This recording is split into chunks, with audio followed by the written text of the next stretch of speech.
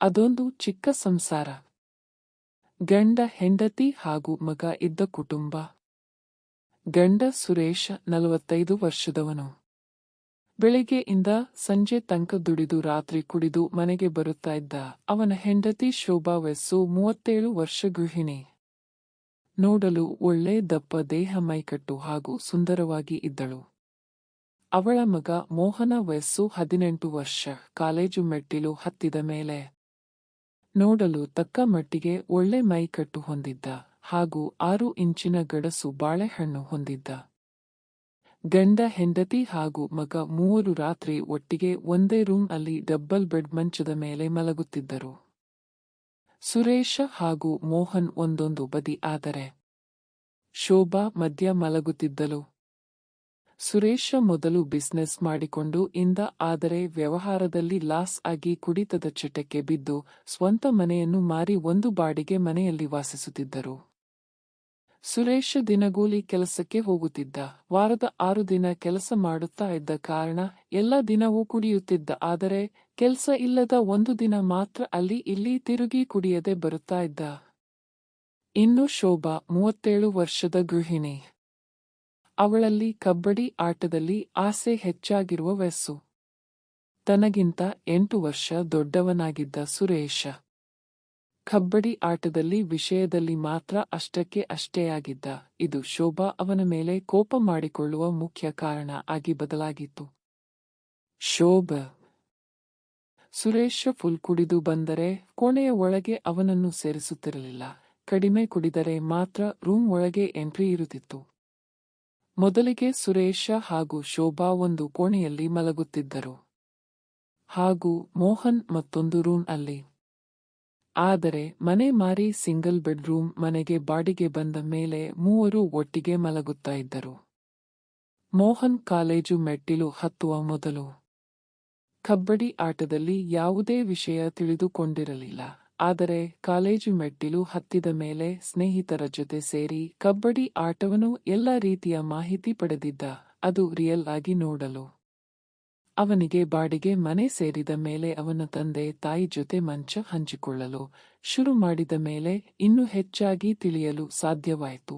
ಅದೊಂದು ದಿನ ರಾತ್ರಿ ಮೋಹನ್ ಹಾಗೂ ಅವನ ತಂದೆ ತಾಯಿ ಒಟ್ಟಿಗೆ ಸೇರಿ ಮಲಗಿದ. ಕೆಲವು ಗಂಟೆಗಳ ನಂತರ ಏನೋ ಪಿಸು ಮಾತುಗಳು ಕೇಳಿ ಬರಲು ಮೋಹನ ಕಣ್ಣು ತೆರೆದ. ರೂಮ್ ಅಲ್ಲಿ ಕತ್ತಲೆ ಕಾರಣ ಏನು ಕಾಣುತ್ತಾ ಇರಲಿಲ್ಲ. ಕತ್ತಲೆ ರೂಮ್ ಅಲ್ಲಿ ಮಾತುಗಳು ಬಿಟ್ಟರೆ ಏನು ಕಾಣುತ್ತಾ ಇರಲಿಲ್ಲ. ಹಾಗಾಗಿ ಮೋಹನ್ಗೆ ಅವನ ತಂದೆ ತಾಯಿ ಮಾತುಗಳು ಮಾತ್ರ ಕೇಳಿದವು. ಆದರೆ ಸುರೇಶ ಆ ದಿನ ಸ್ವಲ್ಪ ಜಾಸ್ತಿ ಕುಡಿದ ಕಾರಣ ಅವನ ಬಾಳೆಹಣ್ಣು ಸ್ವಲ್ಪ ಎದ್ದು ನಿಂತಿತು.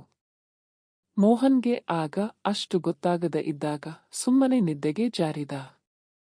ಕೆಲವು ದಿನಗಳ ನಂತರ ಅವತ್ತು ಒಂದು ದಿನ ಸುರೇಶ ಕುಡಿಯದೇ ಇದ್ದಾಗ ಮೂವರು ರೂಮ್ ಸೇರಿ ಹಾಸಿಗೆ ಮಲಗಿದ 1 ಗಂಟೆಯ ನಂತರ ರೂಮ್ ಒಳಗೆ ಸಂಪೂರ್ಣವಾಗಿ ಕತ್ತಲಿರುವ ಕಾರಣ ಮೋಹನ್ಗೆ ಮಾತುಗಳು ಬಿಟ್ಟರೆ ಏನು. ಸುರೇಶ ಹೆಂಡತಿಯ ಮೋಸಂಬಿ ಸಿಕ್ಕ ಕೂಡಲೇ 2 ಕೈಯಿಂದ ಒಂದು ಮೋಸಂಬಿಯನ್ನು ಹಿಸುಕಿ ಮೋಹನ್ ಕಿವಿಗೆ ಬಿದ್ದಾಗ ಅವನಿಗೆ ತಂದೆ ತಾಯಿ ರೊಮ್ಯಾನ್ಸ್ ಮಾಡುತ್ತಾ ಇದ್ದಾರೆ ಎಂದು ತಿಳಿಯಿತು. ಶೋಭಾ ಗಂಡನ ಬಾಳೆಹಣ್ಣು ಪರಿಪೂರ್ಣವಾಗಿ ಎಬ್ಬಿಸಲು ತನ್ನ ಇನ್ನೊಂದು ಮೋಸಂಬಿ ಹಣ್ಣನ್ನು ಸವಿಯಲು ಕೊಟ್ಟಳು.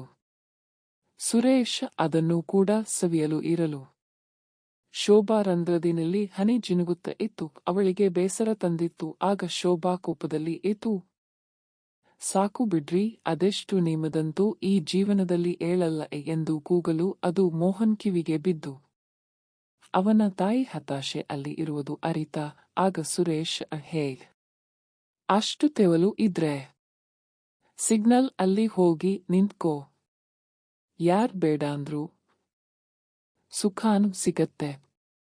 ಅದಕ್ಕೆ ಶೋಭಾ ಕೋಪದಲ್ಲಿ, ಆಯ್ತು ಕಣ್ರೀ, ನೀವು ಹೇಳಿದಂತೆನೆ ಮಾಡ್ತೀನಿ. ಆದರೆ ನೀವು ಸಹ ಸೀರೆ ಉಟ್ಕೊಂಡು ನನ್ ಜೊತೆ ಬಂದು ಚಕ್ಕ ಆಗಿ ನಿಲ್ಲಿ, ನಿಮ್ಮ ಕುಡಿತಕ್ಕೆ ದುಡ್ಡು ಆದ್ರೂ ಬರುತ್ತೆ ಎಂದು ಹೇಳಿದಾಗ ಸುರೇಶ್ ಅವಳನ್ನು ಅವನ ಮೇಲಿಂದ ತಳ್ಳಿ, ಹೇ ಎದ್ದೇಳು, ನಿಮ್ಮ ಅಜ್ಜ ಜಾಸ್ತಿ ಮಾತಾಡಬೇಡ ಅಮ್ಮನ್ ಎಂದು ಕೂಗಿದ. ಆಗ ಶೋಭಾ, ಅದಕ್ಕೆ ನರಬೇಕು, ಸುಮ್ನೆ ಕೂಗಿದರೆ ಆಗಲ್ಲ ಎಂದು ಹೇಳಿದಳು. ಆಗ ಸುರೇಶ್ ಕೋಪದಲ್ಲಿ ಅವಳಿಗೆ ಸರಿಯಾಗಿ ಹೊಡೆದು ಮನೆಯಿಂದ ಆಚೆ ಹೋದ. ಮೋಹನ ಮಲಗಿರುವ ಹಾಗೆ ನಾಟಕ ಮಾಡುತ್ತಾ ಇದ್ದ. ಶೋಭಾ ಎದ್ದು ಉಡುಗೆ ಧರಿಸಿ ಬಿಕ್ಕಳಿಸಿ ನೋವಲ್ಲಿ ಅಳುವಾಗ ಮೋಹನ ಆಗ ತಾನೇ ಎದ್ದವನ ಹಾಗೆ ಲೈಟ್ ಆನ್ ಮಾಡಿ ಅವಳನ್ನು ಅಮ್ಮ ಏನಾಯ್ತು ಅಳಬೇಡ. ಯಾಕೆ ಎಂದು ಕೇಳಿದ. ಶೋಭಾ ಏನೂ ಇಲ್ಲ ಬಾ ಮಕ್ಕೋ ಟೈಮ್ ಆಯ್ತು ಅಂದಾಗ ಮೋಹನ್ ಲೈಟ್ ಆಫ್ ಮಾಡಿ ಅವಳ ಪಕ್ಕದಲ್ಲಿ ಮಲಗಿದ. ಶೋಭಾ ಆ ರಾತ್ರಿ ಮೋಹನ್ ಅನ್ನು ಗಟ್ಟಿಯಾಗಿ ತಬ್ಬಿ ಹಿಡಿದು ಮಲಗಿದ್ದಳು. ಅವಳ ಬಿಸಿ ದೇಹ ಅವನ ಮೈಗೆ ತಾಗಿದಾಗ ಒಂದು ಬಾರಿ ಕರೆಂಟ್ ಪಾಸ್ ಆದ ಹಾಗೆ ಆಯ್ತು. ಅದೆಷ್ಟೋ ಹೊತ್ತಿಗೆ ಇಬ್ಬರು ನಿದ್ರೆಗೆ ಜಾರಿದರು. ಸುಮಾರು 20 ನಿಮಿಷದ ಕಬ್ಬಡ್ಡಿ ಆಟದ ನಂತರ ಅವಳಿಗೆ ಭರ್ಜರಿ ಸುಖ ಸಿಕ್ಕಿತು.